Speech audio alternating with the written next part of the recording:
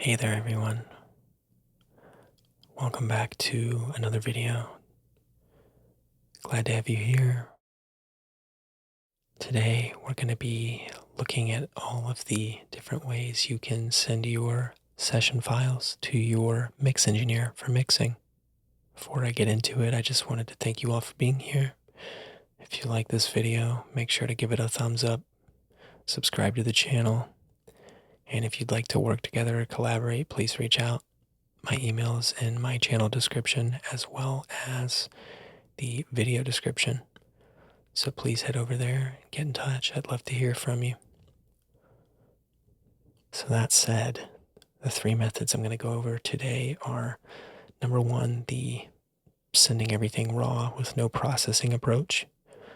It certainly stems from the older days of doing things where you were working on tape and you didn't have an option but to restart the mix after the rough mix had been made in the studio the day of the tracking session. It still works in a lot of different scenarios, and in some it doesn't. It just depends. Now the second method I'll be going over is a method to send session files to your mix engineer that keeps the rough mix intact. So what I mean by that is when you open your DAW session, let's say you're in Logic, and you play and you listen to it, then you export the multitracks in this second method. What will happen is those multitracks that your engineer has will sound exactly the same as your session. And so the advantage of this method is that they can start mixing exactly where you left off. Now, this is very useful for modern production and productions with quick turnaround times, because oftentimes these days you don't have time to reconstruct what's already been done mixing-wise. A lot of mixing takes place in the production process, so it's really important to move quickly. And so if you've already got a great rough mix going in your production and your label, your A&R, your manager, your team is used to hearing that version and they really like it, well, then there's no need to reinvent the wheel. You can just export it as is and then let your engineer put that final sparkle on it, add that final bit of shine before it goes out to the world, and you can maintain all of your artistic choices via this method. Now the third method and the final method that I'll go over, I like to refer to as the hybrid method. So that's really anything in between the first two methods, meaning, for example, let's say you like how you've made the instrumental elements of the song sound, so you might choose to send the instrumental multitracks over fully processed. But let's say you're not too happy with the vocal mix. Well, by all means, you can send the vocals raw to your engineer and let them dig into it and get that sounding the way you want it. It can be the converse case too. Let's say you like how the vocals sound, but you don't really like the instrumental. So do the opposite. Send the instrumental raw and the vocals processed. Again, it's totally up to you. I'm just going to give you the toolkit, and then whatever you choose to do with it is up to you. Alright, so for the first method, sending everything raw, what I'll do first is I'll export a rough mix. And the reason why I'll export a rough mix is so that I can give my engineer two things, right? I want them to be able to confirm that the multi-tracks I send them match the rough mix. So, all the elements are there, every single bass, every single vocal, guitar, that sort of stuff. And then also they can get a sense of how that rough mix sounded. So like, how loud was it? What was the approach or the thinking behind the rough mix, that sort of stuff, just so that they can understand where you were headed aesthetically during the rough mix. So I'll go ahead and export that by going to bounce, and I'll configure my settings here to match the project bit depth, sample rate, and all that stuff. Normalize, that's I'm gonna not really go into depth on that because this is a whole nother topic, but in this case I'm gonna leave it off. I'll hit OK. Maybe I'll drop all of this in a new folder titled multitracks for song title mixing. And in this case, song title meaning the title of your song. I'll title it Rough Mix. And then I'll let that bounce. Alright, so once that's done, I can now export the multitracks. So in Logic, that's very easy. I just go to export all tracks as audio files. And I'll put that in the same location as my rough mix. So I'll go to that same folder, multitracks. And then Logic has some cool naming elements. So I'll just have it be the track name because everything in this session is already labeled nice and neat. A couple of settings we need to configure. So we want to bypass effect plugins. Again, we want to send this raw and give the engineer as much flexibility as possible to work on this. We also want to make sure that volume automation and pan automation is disabled. And we don't really have a need for tempo information, so I'll leave that unchecked. And in my case, again, I'm going to leave normalize off. There are cases where you might want overload protection on, but for me, I want it off. And from here, I can just hit export.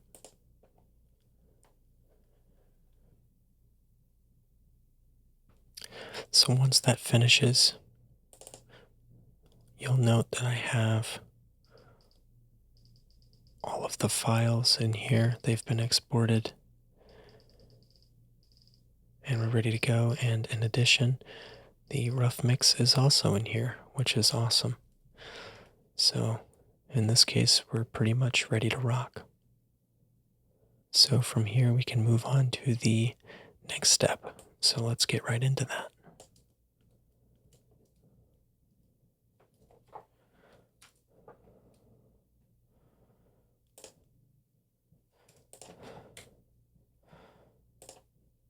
So the next step is I'm going to confirm that all of my elements are present. And while this isn't necessarily a mission critical step, it is really important, and it'll make everyone's lives easier if you just go ahead and drag all of these elements into a fresh Logic session yourself. So I'm going to do that right now. And I'm going to create new tracks for every single element.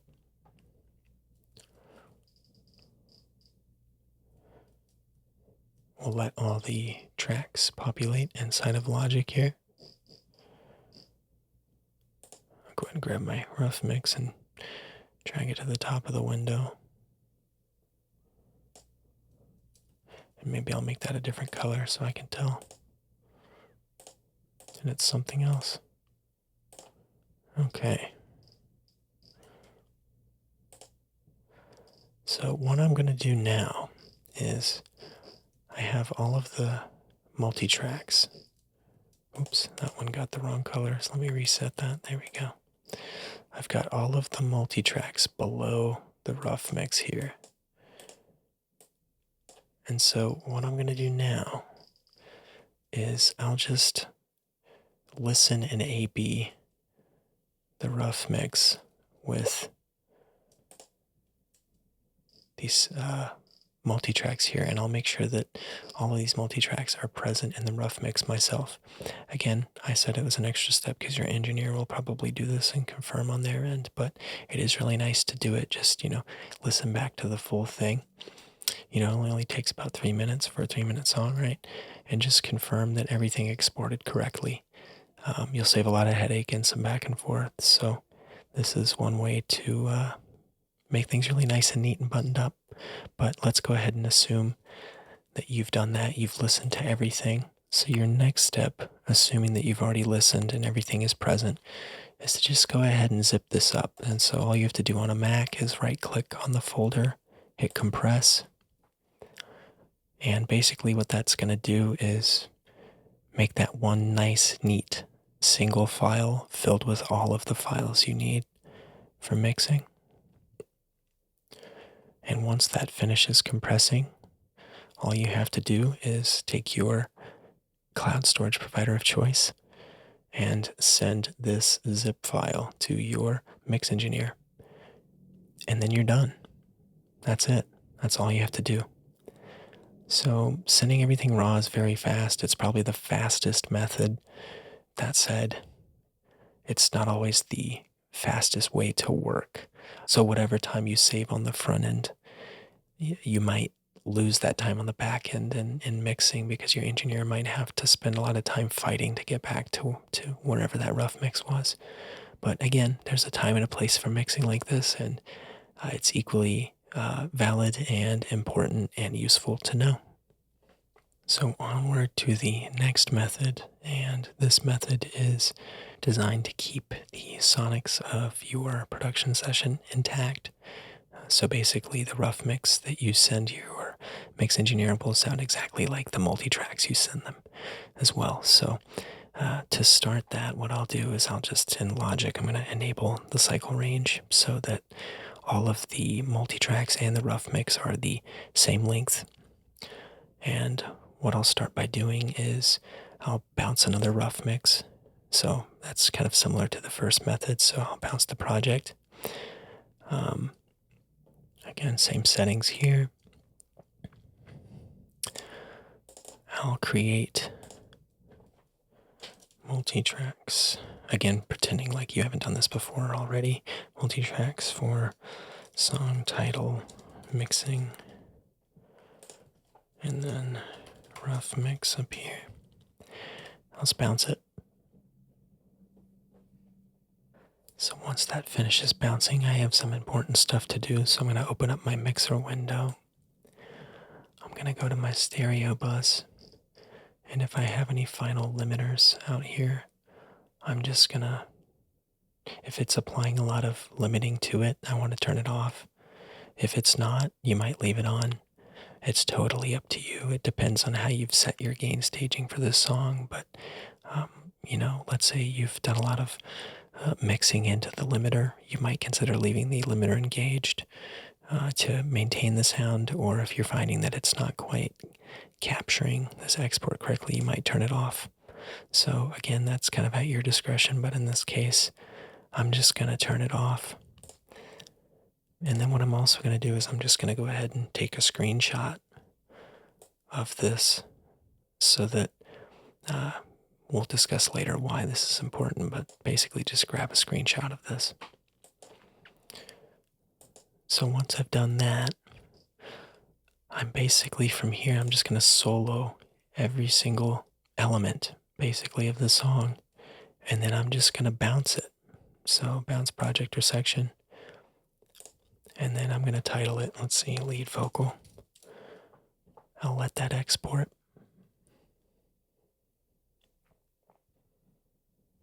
And then I'll move on and do the next one. So chorus vocal.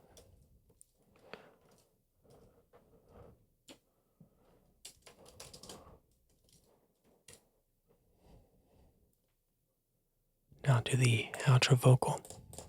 Again, the important thing here is just to solo one element, one multi-track at a time, right? And basically, we'll just keep going through it.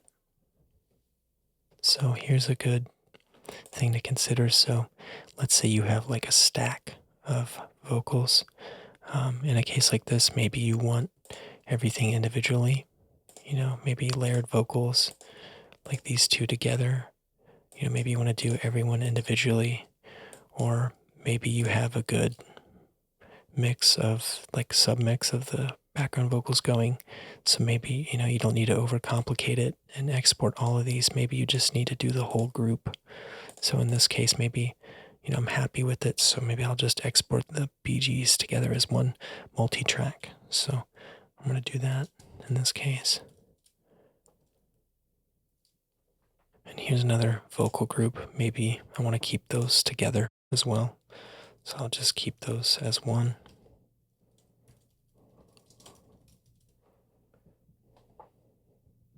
And I'll keep the baseball game effects together too. Why not?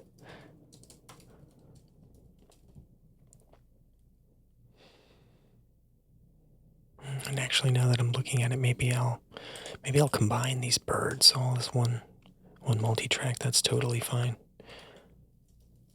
You can do whatever you want. There's no rules to any of this stuff. Maybe I'll combine this bass drop and the bass, since they don't actually overlap. And maybe I'll call it bass and bass drop.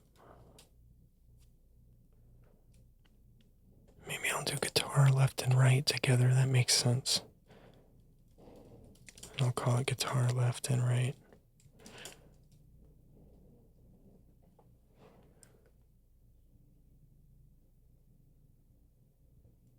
Let's see, we have another guitar stack. Let's just say for the sake of time and demonstration, I'm also going to sum those together. Maybe I'll call it guitar stack. So the other cool thing about this method is you can group multi-tracks together. Obviously, this takes a lot of time. As you can see, it's very time intensive, but you can save times in little ways. Like for instance, on this guitar layer and guitar chaos track. So actually you can see the guitar chaos track is just this one clip right here, this group of clips right here. But then also you have the guitar layer that doesn't overlap anything on this track. So what you can do to save time is just combine these onto one track. So we'll call this guitar chaos and layer. And basically, you're not creating actual stems, right? It's not a combination of different elements. However, what you are doing is killing two birds with one stone, so to speak, getting these both on the same track, even though they're distinct. So as long as you indicate that in the file name, it'll be very easy for the mix engineer to set this up in a way that makes sense to them. So it's a totally valid way to do it and save some time. So maybe I'll combine all these distortion elements as well.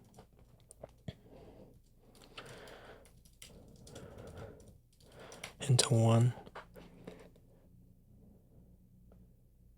Oh, and you know what? Now that I'm looking at it, look at this.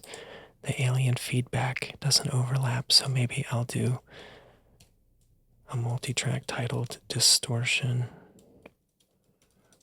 Elements and Alien Feedback. You know what? And now that I look at it a third time, you can see that the crotales can fit on there too. So again, you might have to start and stop, and obviously this method takes some getting used to, but you can group a lot of stuff together. So maybe I'll call it now dist. It's for distortion plus alien feedback plus crotales. Like that. Now I've gotten three things in one, even though they're not overlapping. So that's definitely efficient.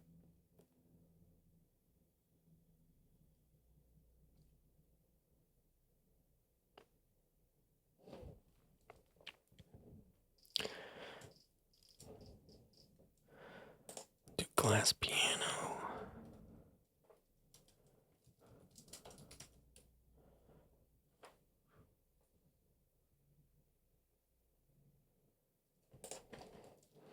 So I printed these kicks separately, although I'm thinking probably for these snares, it seems like these were programmed and they're part of the full performance based on the arrangement. So what I'll probably do is, again, I've exported the kicks as separate multi-tracks, but I'll probably combine these into one snare group. So that's what I'll do, like that, and I'll just make sure that I've got everything there. Yep, okay.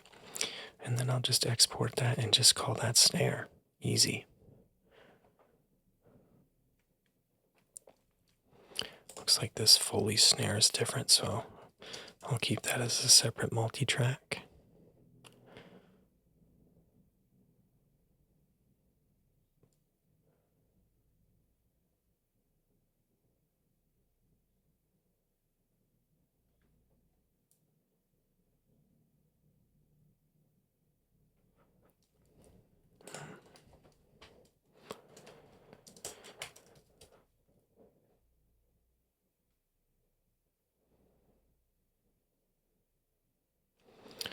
So looking at the hi-hats, I'll probably combine them into a multi-track just called hi-hats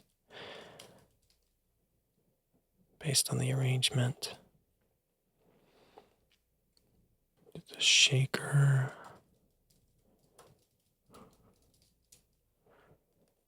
Now you might ask, why is this person on the internet telling me to do something so boring? Well, as they say sometimes, the best things in life come to those who wait. And the cool thing about this is if you really like your arrangement, you can keep it locked in. I'll keep these snaps together without needing your engineer to reinvent the wheel. So while it might take you a little more time on the front end to send your song over to them, it'll make the mixing process go a lot faster, and you'll be a lot happier with the result, I think. So yeah, it can be frustrating, but that's the advantage. Wrapping up here, so we've got the noise sweep and the noise curve, so I'll just combine that into one. I'll just call it noise, and that should just about do it for this method. Again, very tedious, very repetitive. However, this is currently the only way to do it in Logic and in Pro Tools. Maybe they'll introduce some cool functionality in future updates that makes this pointless. I'm hoping for that. We'll see. But yeah, so that's the exporting process to keep your production intact. So as with the previous set of multitracks, I have the same assignment here. So I'm going to drag everything that I just exported into a clean session. I'm going to create new tracks. Let it do its thing. Find that rough mix. There it is. Maybe I'll drag it to the top, as I did before. Like so. And then once everything has populated, I'll then A/B my rough mix against the multitracks. And what that will do is it will help your mix engineer confirm A, are all of the elements present and accounted for, and then also this becomes really important for this method is B, does this rough mix sound exactly like the multitrack files that I was sent? That's the other important part here.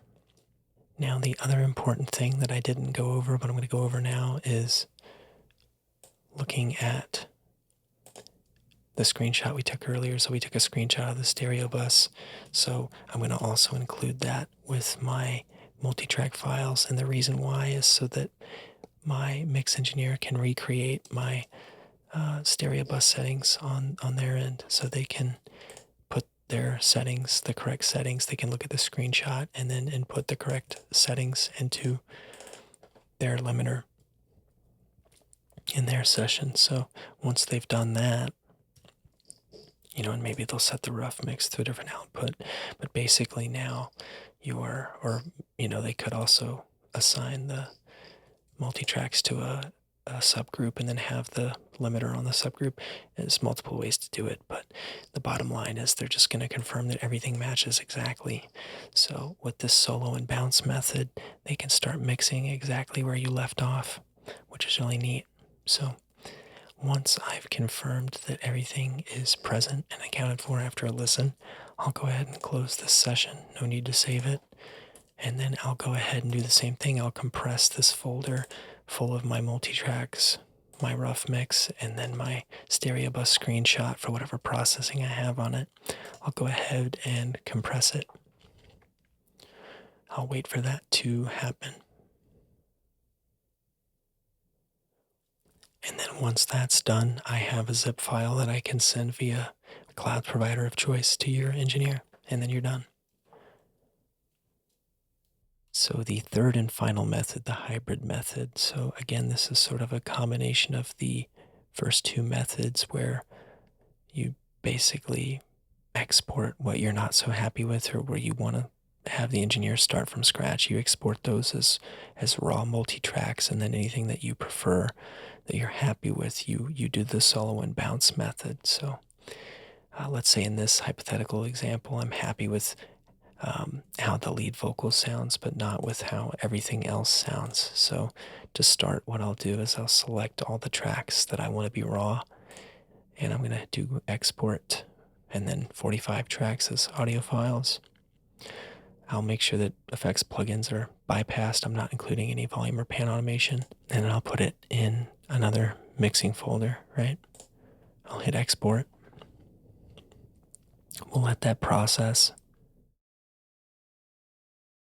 Now once that's done, I'll then do the solo and bounce method for the lead vocal.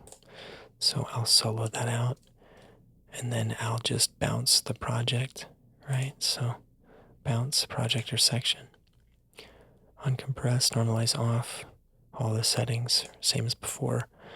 I'll go to that files for the mixing, and then I'll call this lead vocal processed, or something to make it clear to your engineer that you're happy with how it sounds and you'd like to keep that intact.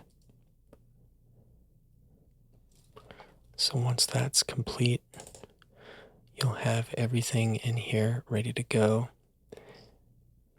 I forgot to export the rough mix, so let me do that too.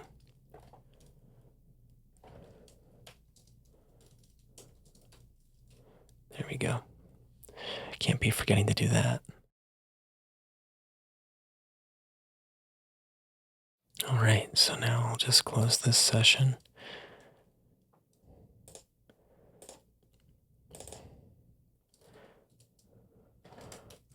And then as with before, I'll drag all of these multi-tracks and the reference in here, creating new tracks. Find the rough mix.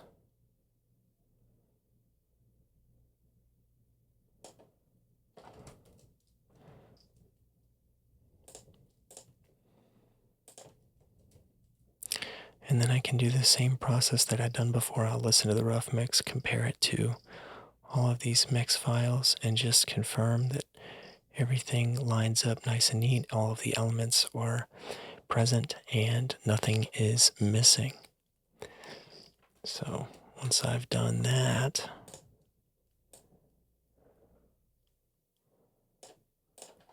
I can then follow the steps that I think I'm beating a dead horse here, but just for the sake of going through it, I'm going to right click the folder of files. I'll hit compress. I'll wait for that to process. And then from there, I can send this to my mix engineer via my cloud storage of choice. So that is pretty much it. Again, just to recap here, there's three methods. The first method is sending everything raw. Typically, there's a menu item that makes that very easy inside of Logic, Pro Tools, Ableton, Reason, Cubase, Bitwig, all those different DAWs. The second method is the solo and bounce method, which again, the advantage there is you can keep the song intact and send it and have your mix engineer pick up the mix exactly where production left off. And then the third method is the hybrid approach, where let's say you send some elements raw to your engineer, but then you have other elements that maintain all their processing, all of their automation, all that good stuff. Again, there's no right way to do any of this. This is just me trying to help give you a better toolkit, a better approach, and hopefully a new and helpful way of thinking of this stuff. So that said, if you have any questions, let me know. Like and subscribe. Happy to chat with you all in the comments, and I'll catch you in the next one. Thanks so much. Take care.